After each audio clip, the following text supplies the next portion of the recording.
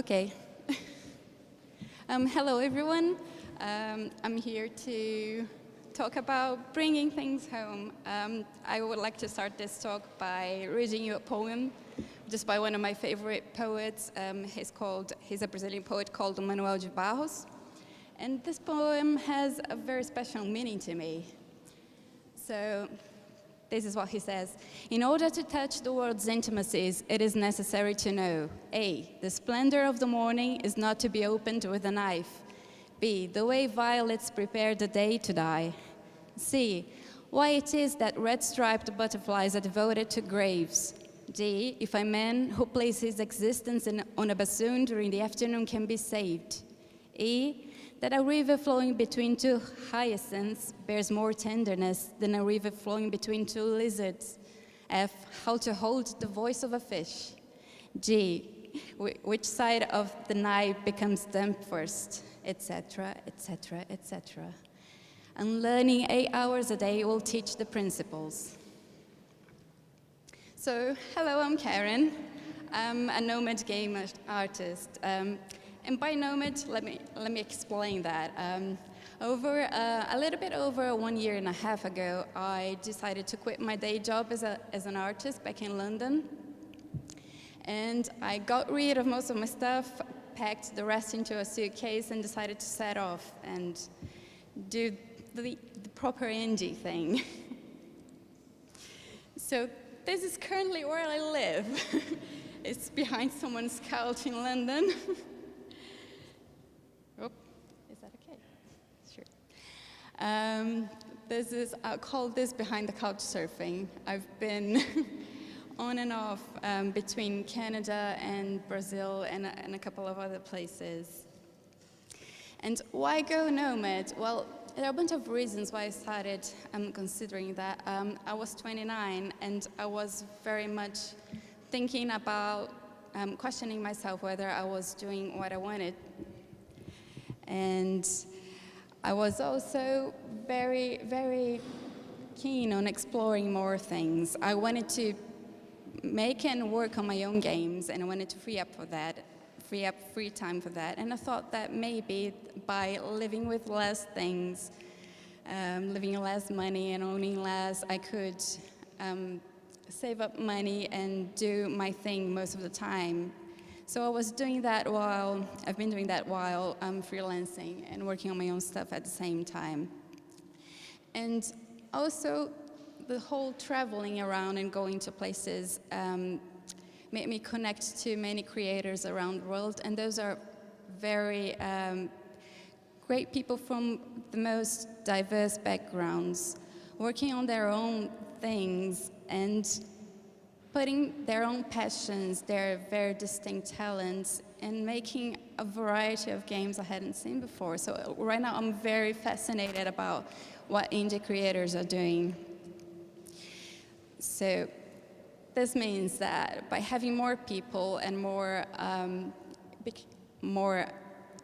people from different backgrounds joining in, more unique games are being made. And this is not only about, what you create. I started to thinking, as I knew those people and befriended them, I could see how much of what they are in what they create. And I learned about people like Rick, who is a game developer, but he's also a photographer, and he takes these beautiful macro photographies of nature, and these are all micro universes in the forest. And learning more about that, he translates that to toy-like games that pretty much explore these things. And he has relatives who are forest conservationists and a grandma who is a kindergarten teacher. And it's just like all of his work feels like a walk in the forest as a kid. People like my friend Medio, whose work, he makes very beautiful environment art. And all of it has that flair of decay to it. So he says that his visual statement is just like finding beauty in the unusual and things that decay and perish. So he'll be drawing things on used tea bags and working on paper and exploring the beauty of abandoned environments. And more recently, I learned about Frambo, which is a horror point-and-click game about this little girl called Fran, who is struggling with mental illness and trauma after witnessing her parents being brutally murdered. And recently, they put out a very nice behind-the-scenes development video about how the game was made. And when you get to see how Natalia works, it's all very much, she has this eerie, beautiful surrealness to everything she does, and her background is animation and short movies. And it translates very beautifully into her work. So these people are all doing their own thing. They are owning up to their backgrounds and their lives, and they're playing up their strengths. And all of that made me question, what is my own thing? I wanted people to connect to my work in that way. For me, I would say that I'm very drawn towards making whimsical and very nurturing, playful things. And at the core of that, I believe it's my childhood. But when I say childhood, I don't mean only the things I've lived as a child. This is very important, and those memories will always be with me. But I mean the feeling of being a child. I have this very vivid memory as a kid of one day after witnessing someone and my family being very upset over a discussion, and I, as a kid, looking at that and going, you know, what's the problem with grown-ups? These people are too serious. It's because they forgot how to be, you know, a kid that they get upset over stuff like that. And I thought the solution that if I remembered how it felt to be a kid, I would be able to do better, to be a different person, to make things better. So I grew up in this very tiny island. It's a city on an island at the southeast coast of Brazil.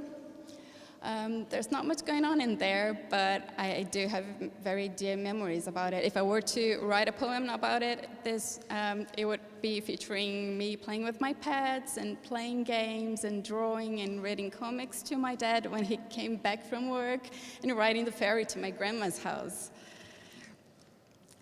I grew up making art, and I wanted to keep doing it, and I was also very much in love with games. But back then, I didn't know how to bridge that. I didn't know how to get into the industry and how to make that work. So I decided to study traditional arts in college, and so that's what I did. And my teachers probably hated me because this is the kind of stuff I would do in my painting class, because I wanted so badly to make games and surround myself with as much of related things I could. But I didn't know how to start making games. So one day, having a class about art education, I had been up so far and during college, really feeling alienated from all the traditional art sense. And although I really enjoyed learning about that, I didn't see how could I get to where I wanted. It was a course that very much wasn't going to teach me how to make games, and back then I didn't know any people that were doing it. So, on one day, a teacher brought us a poem, which was a poem I read to you, and this is Manuel de Barros, and he writes in another poem, "My backyard is bigger than the world." And as I learned more about him, I noticed that, this is a guy that was raised back in an area of Brazil that we call Pantanal, which is a tropical wetland. So it's a very beautiful area. And he grew up in contact with nature, and he would write poetry about cherishing those memories of being a kid and playing in the river and tearing poetry apart and putting back together. He studied law, he studied arts, he he moved abroad only to come back and buy a farm, and in which, at the same place he grew up, and write poetry until he passed at 97 years of age a couple of years ago. And when I read that poem for the first time, it clicked that, this is what artists do. These are the people that never got off the playground. These are the people that are exploring. They are constantly learning things. And they are putting things together, putting apart, putting back together, and adding their own flair to it. They're explorers. So I decided I had to do that. I was in the right place. I had that big inspiration moment where I decided I'm going to get started, and I found people back in college that were also interested in making games, and I made my first game, which was my final project back in college. It was a very silly game of two friends fighting in an abandoned oil platform because they wanted to name it, and both were called Johan with different spellings. After that, I just kept going. I joined every game jam I could. I networked throughout that and started meeting more and more friends back in São Paulo.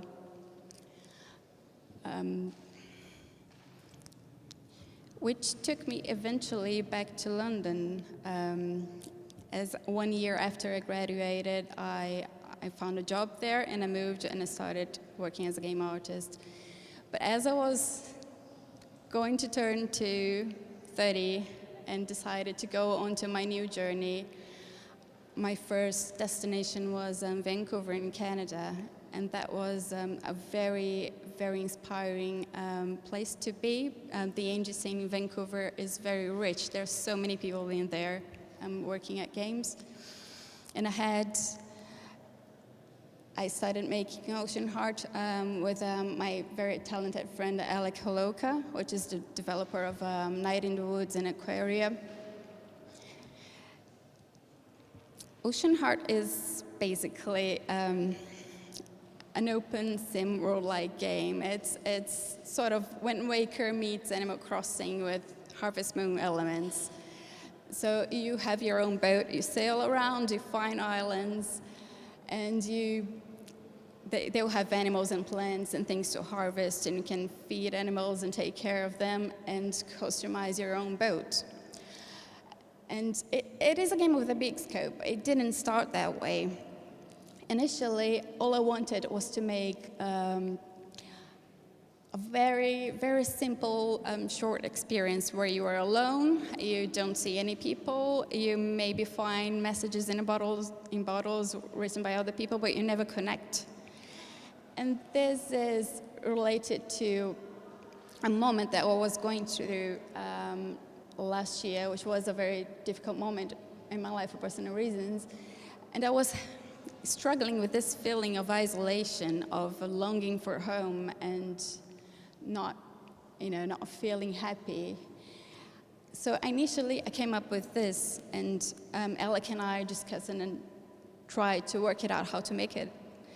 So at the beginning, what was going to happen was that we would make the islands procedurally, and it would be the game would work in real time. And from every few days, what will happen is that a storm would wipe out everything, and you would have to start over. New islands would appear, but it would never keep the same for long. And eventually, as we talked more about it, new ideas started showing up. Like, we would start talking about the things we felt excited about that would be interesting to put in the game. So it was like, oh, how about we add in a little Polaroid and you can take pictures of the animals? Or how about you can draw stars and draw your own constellations? Or craft food for the animals and things like that. And because the storm was still a thing in the game, what happened is that the boat became central to what the game was. And slowly it occurred to me that the boat was becoming the metaphor for the home I was missing, for the familiarity I really wanted in my life at that moment, and I couldn't find anywhere. But it just clicked to me that that wasn't, that wasn't the thing I enjoyed doing. I didn't want Oceanheart to be about the sadness, the struggle, the resentment. I didn't want it to be about the storm. I wanted it to be about making the world your own, of building your own way, building your own home, and growing and making better and nurturing things. So once I started thinking that, it just clicked to me that I had to refocus the game. So the storm went away, and so did a lot of the procedural content, because I wanted to handcraft most of it. I wanted to have control over the islands we were making. I wanted to make hidden places you could find.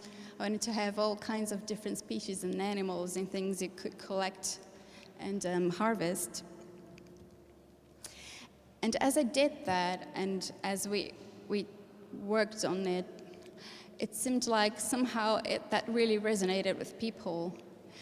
And that was a very enduring moment for me, because working on the game ended up what moved me onwards on that difficult time of my life. And the more hope I added to it, the more hope I felt about it. So turned out that I got super busy with Night in the Woods, and I ended up going back home for a while. I was turning 30 after all, so I did what normal people do. I wrote an art statement on my website, and I thought about how I wanted to own up to the way I enjoy making games and the kind of person I want to be. What happened then was that as I was waiting around, I heard about the deadline for Stugan. Stugan is an accelerated program in Sweden where about 20 developers are selected and brought over to these cabins in the woods where they are going to be developing their games for about 7 weeks during Swedish summer. So Stugan had its first edition last year, and when they announced the deadline for this year, I really wanted to make something. I thought it was a great time. I would be able to bring something over. I wasn't settled anywhere, so it wouldn't be a big deal. And I really wanted to start making games all on my own, because that was the new challenge I set to myself. But I heard about the deadline like 1 month before it was about to end. So I wondered how could I make that work, and I looked up to previous ideas I had, and I felt like, well, I've always wanted to try making a visual novel. This would be something that would be fairly straightforward to teach myself how to code, and something I could manage to make a small demo in a month. So this is how Astromantica happened. Astromantica, I thought to be this visual novel sci-fi visual novel with card game battles where you are fighting someone who used to be a friend of yours but is now the leader of another civilization. What happens here again was that I wanted to approach themes of things I was still processing life-wise. And I thought, what I want to do, I want to talk about how sometimes we don't have control over the bad things that happen to us, and how sometimes there will be no reconciliation and no closure, and we still have to deal with that. My plan for that month was, it was a very hard and intense month, and I churned out as much concept art as I could, but I actually didn't start like that, because I was really getting into coding. What happened was that I found myself using a lot of placeholder art, and just trying to make it work because I was so concerned about not being able to code and put together a game that I ended up leaving art for later, although I did that early concepts. So I ended up picking Fungus, which is an extension for Unity. It's basically a visual editor for visual novels, and it works very nicely. And that was, surprisingly, I found myself really enjoying it and learning how to think in terms of logic and variables and all that.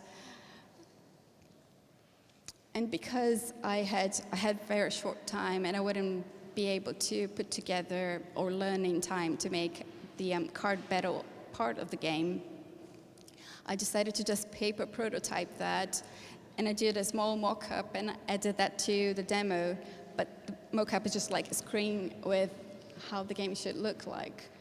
But the paper prototype was in place and it worked. So I had that, and I had a simple dialogue that was working with Fungus in Unity. But that something was still quite off. It didn't seem like I was doing the kind of game I knew to do. It felt very foreign. I'm a fan of, I'm quite a big fan of sci-fi, but when it came to writing that, I found myself relying on things like that because I wanted to sound sci-fi-ish enough so that it would be a believable thing while I was, talking and telling this story about humans in space struggling to make ends meet and survive and fighting each other. And that was the moment where I stopped and thought, this doesn't sound quite right. I need to do something about this. And as a joke, I was like, what if they are animals and not people, Because who cares about humans? And I thought that as a joke at first, but once I started drawing the characters, it was like I could see the writing style changing, and that was something, it felt doable to me. It kind of clicked, and it felt like, okay, this is Karen, this is a Karen thing, this is something I can manage. So I threw away all of the previous art and reworked things as having animals instead of humans, and just, it was such a tiny thing, but it felt like I had brought it back to a place where I knew how to handle it. And I was able to finish a demo in time. It took me like 1 month, and I finished everything. I shoot my video, my application video, emailed them, and it turns out they selected me, and I'll be developing that in Sweden for during July and August this year, which I'm very happy about. So I'll be learning some proper coding for the next 2 months. And this is all like an afterthought, going through these things, because I've always questioned myself, and other people would ask that, just, how do I find my voice, and how do I find my style? And the truth is, it does come to you over time, but what you need to do is just churn out a whole lot of work so you can see the patterns emerging. Because it is in you, but the interesting thing about thinking about it is that, it's okay to wonder, it's okay to explore, but becoming aware of that process, it makes you aware of where your strengths lie. And when you own up to that, you can always work around it and make it better and create more genuine experiences. So this is like a questioning that I would like to leave to everyone, just like, consider what is your thing, why do you enjoy doing that, where does that come from, and how does that speak to you? And do go out and try new things, but always bring it back home so you can make it yours. So yeah, that's it. Thank you very much.